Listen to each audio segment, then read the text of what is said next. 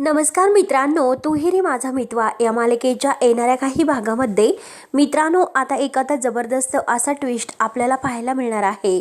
ज्या क्षणाची तुम्ही इतक्या आतुरतेने वाट पाहत होता तो क्षण मालिकेमध्ये लवकरच तुम्हाला पाहायला मिळणार आहे।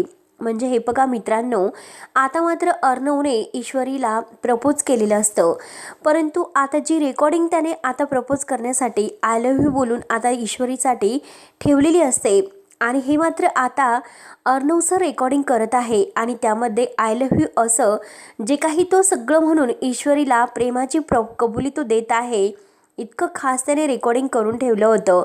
परंतु आता जेव्हा ईश्वरी मात्र ती रेकॉर्डिंग ऐकते आणि ती रेकॉर्डिंग ऐकल्यानंतर आता ईश्वरीला अर्णवचा खूपच राग येतो। तेव्हा आता अर्णव विचारतो की ईश्वरी अगं काय झालं। आता ईश्वरी काही बोलत नसते, ईश्वरी आता खूपच रागवलेली असते। तेव्हा आता अर्णव विचार करतो की ईश्वरीला नक्की काय झालं असेल। आता मात्र आपण तिला इतकी प्रेमाची कबुली दिली तरीसुद्धा ईश्वरीला अगदी राग का आला असेल, आपल्याकडून काही चुकले की काय, म्हणून तो आता विचारत पडतो आणि विचारतो की मिस इंदोर काय झालं, तू इतकी नाराज का झालीस। त्यावर ते ईश्वरी काही बोलायला तयारच नसते। ईश्वरी रागावणे मात्र आता ही अर्णवकडे पाहत असते, अर्णवला काही कळत नसतं।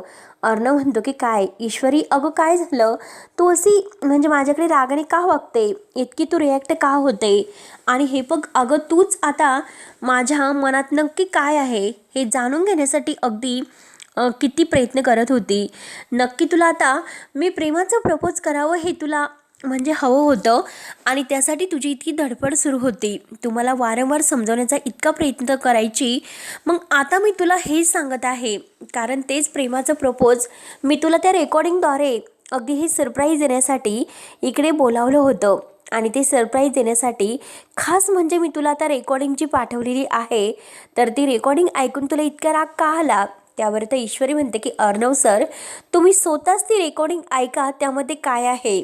तेव्हा आता अर्णव म्हणतो की मिस इंदोर त्यामध्ये मी तुला प्रपोज केलेलं आहे, आय लव्ह यू बोलून तुझं कौतुक केलेलं आहे, तुझ्या सौंदर्याबद्दल वर्णन केलेलं आहे, तुझी आणि माझी भेट जेव्हापासून झाली आणि त्यानंतर माझ्या आयुष्यामध्ये काय काय बदल होत गेले याबद्दल जी रेकॉर्डिंग मी तुझ्यासाठी ठेवली होती ती रेकॉर्डिंग काही आता वेगळीच कशी झाली असेल। आता अर्णव जेव्हा ती रेकॉर्डिंग ऐकतो तेव्हा आता अर्णवला तर धक्काच बसतो। अर्णव म्हणतो की हे कसं शक्य आहे, कारण आता जेव्हा अर्णव हा ईश्वरीला त्या रेकॉर्डिंगबद्दल प्रपोज करत असतो, जे काही ते सर्व तो बोलत असतो तर ते सर्व मात्र लावण्याची जी काही असिस्टन्स आहे तर तिने ते सर्व काही ऐकलेलं असतं सॅम्सने। तेव्हा मात्र आता सॅम्स लगेच लावण्याला फोन करते आणि लावण्याला फोन करून हे सर्व काही सांगते की अर्णव सरांनी चक्क ईश्वरी मॅडमसाठी आता प्रपोजची रेकॉर्डिंग ठेवलेली आहे आणि त्यामध्ये अर्णव सर नेमकं काय काय बोललेलं आहे, म्हणजे आय लव्ह यू बोलून त्यांनी ईश्वरी मॅडमचं जे कौतुक केलेलं आहे तर ते अगदी काही वेगळंच आहे आणि जर ईश्वरी मॅडमपर्यंत हे पोहोचले तर ईश्वरी मॅडम किती खुश होतील। तेव्हा आता लावण्याचा खूप जळफाट होतो।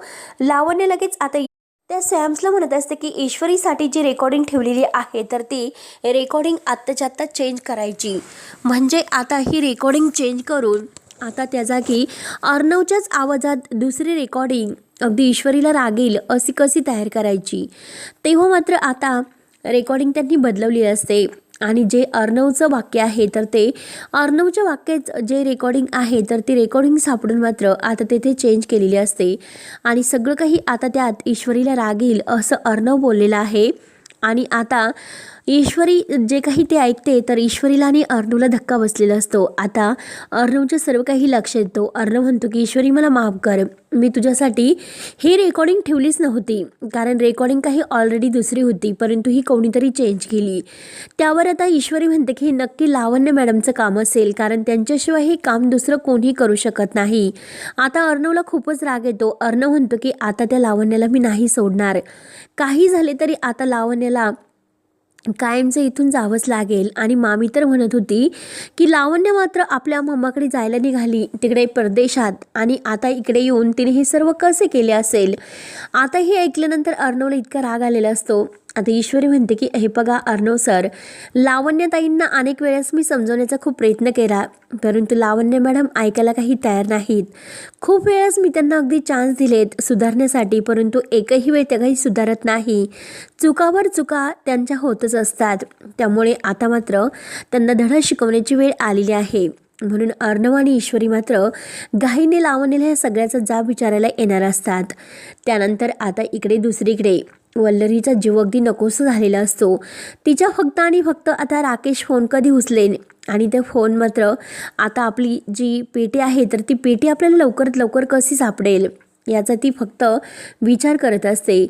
त्यानंतर मात्र आता राकेश जेव्हा घरी येतो, राकेश घरी आल्यानंतर आता मामी विचारते, म्हणजे त्या अगोदर अंजलीने फोन केलेला असतो की हे बघा अहो मी तुम्हाला फोन लावला होता, परंतु तुमचा फोन मात्र बंद होता आणि माझं एक काम होतं, कारण जी मामीची पेटी आहे ते भंगारवाल्याला तुम्ही ते सामान दिलेलं आहे तिकडे गेला होतात का, कारण मामीची ऑलरेडी पेटी त्यात अगदी गेलेली आहे आणि ती पेटी जर सापडली नाही तर मामीला खूपच टेन्शन आलेले आहे. आता राकेश विचार करतो नक्की मामीचं त्या पेटीमध्ये असं काय गुंतलेलं आहे आणि त्याचा जर आपल्याला फायदा होत असेल तर मात्र आपण फायदा करून घेऊ शकतो. आता मात्र तो हा तिकडे ती पेटी शोधायला गेलेला असतो आणि ज्या माणसाला सामान विकलेले आहे तर त्या माणसाच्या घरी जाऊन मात्र ती पेटी मिळवतो आणि त्याच वेळेस त्याला त्या पेटी उघडल्यानंतर जे काही आता ह्या सुप्रिया आणि राजन या दोघांचा एकत्रित तो फोटो आता जेव्हा राकेश समोर येतो तेव्हा आता राकेशला तर अगदी आनंदीही आनंद होतो. म्हणजे आपण आता जे काही ही म्हणजे सुप्रिया आहे तर आता ईश्वरी आपली कशी होऊ शकत नाही.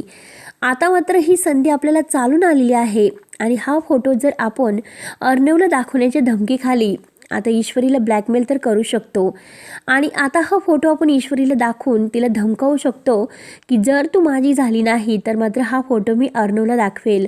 आता राकेशच्या हातामध्ये मात्र आता एक अगदी सूत्रच आलेलं असतं. अगदी एक त्याला सोन्याची काही किल्ली वगैरे सापडली का काय असं वाटत असतं आणि आता ह्या सत्याने मात्र ह्या सुप्रियाचा काहीतरी डाव, म्हणजे हे तर अगदी अंजलीच्या आणि अर्णवचे वडील आहेत आणि त्यांच्यासोबत सुप्रियाचा फोटो कसा, आता काहीतरी हे लफडे प्रकरण दिसतंय. नक्की आपल्याला याचा शोध घ्यावा लागेल आणि हा म्हणजे पेटीमध्ये मामीने हा फोटो दडवून ठेवला होता. नक्की मामीला याबद्दल काहीतरी माहिती असेल, परंतु आता मामीशी खोटं बोलण्याची आपल्याला वेळ आलेली आहे, कारण ती पेटी आपल्याला सापडलीच नाही असे दाखवून मात्र आपण त्या फोटोविषयी मामीकडून सर्व काही काढून घ्यायचे.